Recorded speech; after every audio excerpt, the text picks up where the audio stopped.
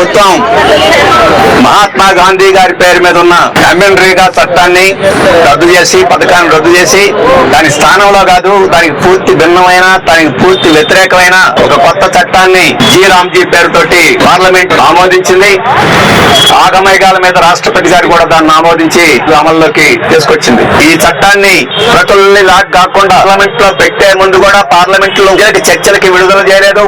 ఎమ్మెల్యేగాను ప్రవేశపెట్టినప్పుడు సంవత్సరం పాటు బహిరంగంగా దేశవ్యాప్తంగా సలహాలు తీసుకుని దాన్ని పాస్ చేయడం జరిగింది. ఈ రోజు వామపక్షాలు బలమైన శక్తిగా పార్లమెంట్ లో ఉండి దానికి చాలా సానుకూలమైన మార్పులు చేసి ఆ రకంగా ప్రజలకు ఎంతో ఉపయోగకరంగా చేశారు. ఈ రోజు అటువంటి వామపక్షాల ముద్ర ఉన్న ఆ చట్టానికి దాని కొనసాగింపుకి బీజేపీకి ఇష్టం లేదు. ఆ ముద్రను నాశనం చేయాలి. అంతేకాదు మహాత్మా గాంధీ పేరు కూడా దానికి ఇష్టం లేదు, పేరును కూడా తొలగించాలి. ఇటువంటి కుట్రపూరితంగా కొత్త చట్టాన్ని ఈ రోజు తీసుకొచ్చారు. అంతేకాదు ఈ చట్టం కార్పొరేట్లకి ఏమాత్రం ఇష్టం లేదు. ఎమ్మెల్యేగా పేద ప్రజలు ఉపాధి ఉంటే కార్పొరేట్లకి కారు చౌకగా శ్రామికులు దొరకరు. పట్టణాల్లో తక్కువగా ఉండే వేతనాలని గ్రామాల నుంచి వచ్చి ఇక్కడ పనిచేసే వాళ్ళు ఇంకా ఎక్కువైతే ఇంకా తగ్గించి ఆ రకంగా వారు లాభం చేసుకోవచ్చు.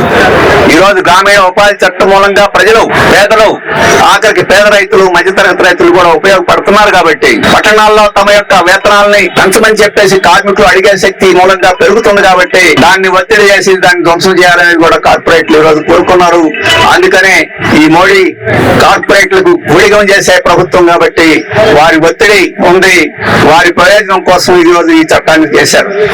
అలాగే గ్రామసీమల్లో కూడా భూస్వాములు, ధనిక రైతులు ఈ ఉపాధి చట్టం వచ్చింది కాబట్టి దళితులు, ఇతర అణగారిన వర్గాలు భూస్వాముల మీద, ధనిక రైతుల మీద ఆధారపడటం తగ్గి వారి యొక్క పెత్తనాన్ని భరించాల్సిన అవసరం లేని పరిస్థితి పెరుగుతుంది. తమ యొక్క హక్కుల్ని అసక్తి చేసుకునే పరిస్థితి పెరుగుతుంది.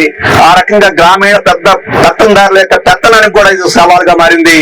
ఆర్థికంగా లాభం, నష్టం పక్కన పెడితే తమ పెత్తనాన్ని మాత్రం, తమ అగ్రకుల పెత్తనాన్ని గాని, తమ యొక్క ఆస్తుల యొక్క పెత్తనాన్ని గాని ఎవరైనా ప్రశ్నిస్తే సహించలేని స్థితి వారికి ఉంది. కాబట్టి వారి దాడి కూడా ఉంది.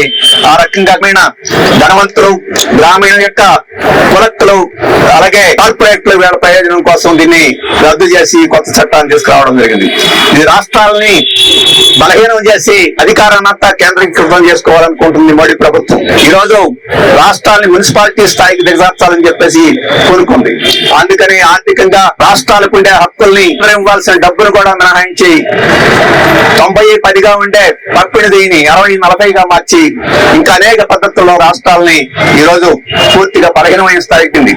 అంటే ఒకే చట్టంతో ఇటు రాష్ట్రాల హక్కుల్ని, ఇటు పేదల యొక్క హక్కుని, వారి యొక్క జీవనాన్ని, అలాగే ఈ రోజు పెత్తందారుల యొక్క పెత్తనాన్ని సవాల్ చేసే ప్రతిఘటన శక్తుల్ని, వీటన్నిటిని బలహీనం చేయాలని చెప్పేసి దీని వెనక ఉద్దేశం ఉంది. అందుకనే దీన్ని పూర్తిగా ఏమాత్రం మినహాయింపులు లేకుండా రద్దు చేయాలని చెప్పేసి మనం కోరుతున్నాం. ఈ చట్టంలో 1-2 మంచి విషయాలు పెట్టి మరి ఈ విషగులికను మనం మింగించాలని ప్రయత్నం చేస్తున్నారు. 100 రోజుల నుంచి 125కి పెంచాం. అలాగే నష్టపరిహారం చెల్లించాల్సిన బకాయిలు చెల్లించాల్సింది 7 రోజులకి మించి 15 రోజులు తగ్గించి 7 రోజులకి పెట్టామని చెప్తున్నారు. అన్ని గోటపు మట్లు అవన్నీ మనల్ని మోసం చేయడానికి 1-2 పెట్టి మొత్తం చట్టాన్ని కార్పొరేట్లకు అనుకూలంగా తీర్చిదిద్దారు. అందుకని ఎటువంటి పరిస్థితుల్లో దీన్ని మనం అంగీకరించకూడదు. దీన్ని పూర్తిగా రద్దు చేసే వరకు పోరాటం చేయాలి. ఆ పోరాటం ఇవాళ రేపు అనేది కాదు. మనం గతంలో కిసాన్ ఉద్యమం జరిగి 4 చట్టాలు ఏ రకంగా వాటిని వెనక్కి తీసుకోవాల్సిన పరిస్థితి సృష్టించాము. అటువంటి పరిస్థితి సృష్టించాలి.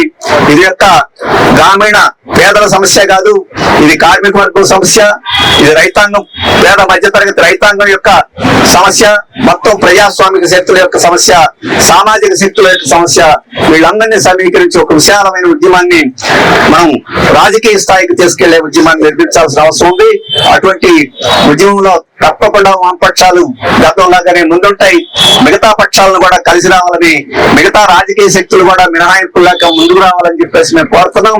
ఇక్కడ బీఆర్ఎస్ గాని, అక్కడ తెలుగుదేశం గాని, వైఎస్ఆర్ పార్టీ గాని, ఇటువంటి రాష్ట్రాలకు ప్రాతిపదిక మీద పనిచేసే పార్టీలు కొన్ని సన్నాయి నొక్కులు నడుపుతున్నాయి, కొన్ని బీజేపీ పంచలు చేరి అటువంటి వారి ఉనికి నిలబెట్టుకోవాలన్న ఈ సందర్భంలోనైనా ప్రజల తరఫున వారు రావాలి.